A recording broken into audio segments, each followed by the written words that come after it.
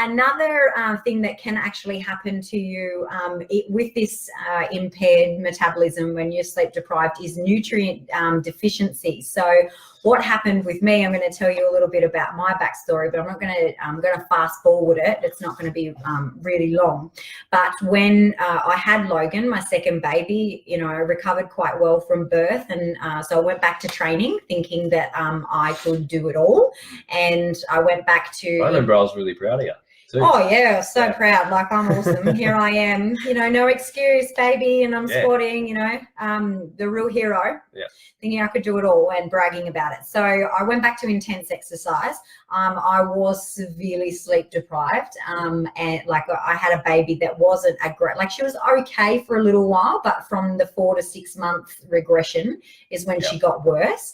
And I kept training through that. I kept, you know, as life goes on, you've got to look after your other baby. You've got to take her to school. You've got to take her to her hobby. She was doing karate at that stage. So I was, and then I, you know, was still doing work and stuff. I can't help myself, you know, when I'm passionate about something. So I was still heavily involved in the business. I was breastfeeding. I was sleep deprived, getting up at night time, and then still going and doing intense training. And I wondered why I was always tired. And Pete said to me, you know, you should go and get your iron levels checked and blah, blah, blah. And I'm like, why would I get my iron levels checked? You know, I'm eating more than the recommended daily allowance that I should, or the recommended, the minimum daily recommendations. Yeah, I'm eating more than that. I think I was eating like 3 mince meals a day, and, you know, chicken and lots of iron. I know what sort of foods to eat to fuel my body and to keep healthy, and I couldn't understand why I just kept plummeting and I felt like shit all the time. And then it took probably a good 2 years before, and I actually, once my baby started sleeping, once Logan started sleeping, I then was so wired, and my adrenal glands had gone so backwards that I couldn't sleep. So meanwhile, while she's there sleeping and I finally got a rested baby, my head's going zzz like this, and I can't.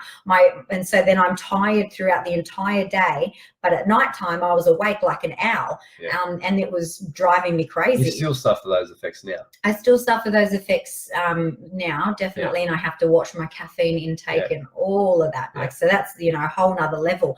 But also the point here about nutrient deficiency was that because I was training intensely and I was not going to sleep at night, or I was having multiple wakings and disturbed sleep, I wasn't actually repairing. So every time you go to the gym and you're performing intense exercise, you're actually putting your body under stress, and you're breaking down the muscle, etc. And then when you go to sleep, that's when, and you're resting and recovering, that's when you're supposed to repair and grow.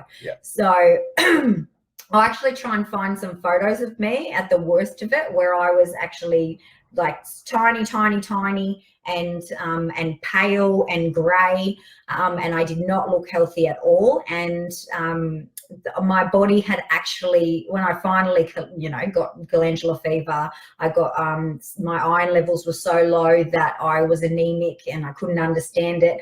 And the doctor said to me, you know, if you don't stop and start to rest and recover, you're only going to get worse. So that's when I was diagnosed with chronic fatigue. So what had actually happened is, because I'm not repairing at nighttime, my body stopped absorbing the nutrients that I was giving it. So I was on point with my nutrition. I was thinking I was doing all the right things, but I wasn't actually covering the core reason. Yeah, you didn't address I didn't address the issue, which was sleep, and that's why we're so passionate about teaching mums and women in general on how to sleep and how to have great sleeping habits, so you can, when you do eat the right foods, it gets absorbed and it gets utilized in the right way. And when you're exercising, then you can rest, grow, and repair.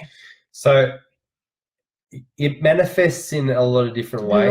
Not everybody will have the same experience as Megan, but what's important to know is, if you do want to make the most out of your training, get the most from your eating, get the most from feeling, looking, and functioning really, really well, sleep always comes first. Yeah, if you haven't addressed your sleeping habits, you can do whatever you like. You can shave 10% off your macros. You can change your macro percentage up.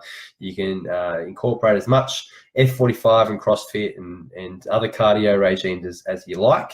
If your body's not repairing from what you're actually doing to it, you won't get anywhere. All your body shape changes will come to a grinding halt.